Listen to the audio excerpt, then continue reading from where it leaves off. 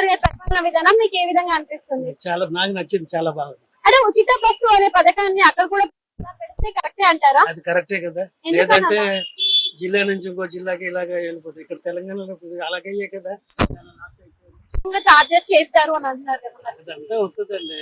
అందరూ ఇక్కడ కూడా పెరిచదువుతున్నాయి కదా, దానికి మనం ఏం చేస్తాం? ఓకే. దాని వల్ల మనకే లాస్, మన మీద భారీ పడుతుంది కూడా.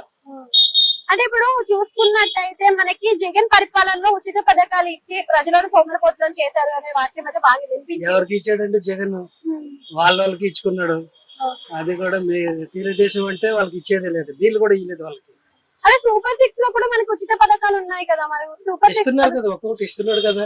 జగన్ చేసిన అప్పులు ఎవరు తీరుస్తాడు? మనమే తీర్చాలి. దాన్ని బట్టి కొంచెం కొంచెం ఇస్తున్నారు. అప్పులు తీర్చాలి, జనానికి ఇవ్వాలి. ఓకే. అంటే అమ్మఒడి పథకం కింద జగన్ ఉన్నప్పుడు 15,000 ఇద్దరికని చెప్పి ఒక్కడికే ఇచ్చాడు. ఇప్పుడు ఈయన ఎంత మందికి అంటే అంత మందికి ఇస్తున్నాడు కదా. అంటే 15,000 బదులు 13,000 ఇస్తున్నాడు అని అప్పుడు జగన్ జగన్ 15 అని 14 ఇచ్చాడు, ఈయన 15 అని 13 ఇచ్చాడు. అది అలానే కదా, తగ్గుతుంది ఖర్చు, కొంచెం తగ్గించాలి.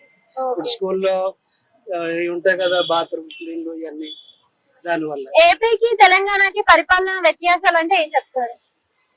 ఏపీకి పరిపాలన కంటే మన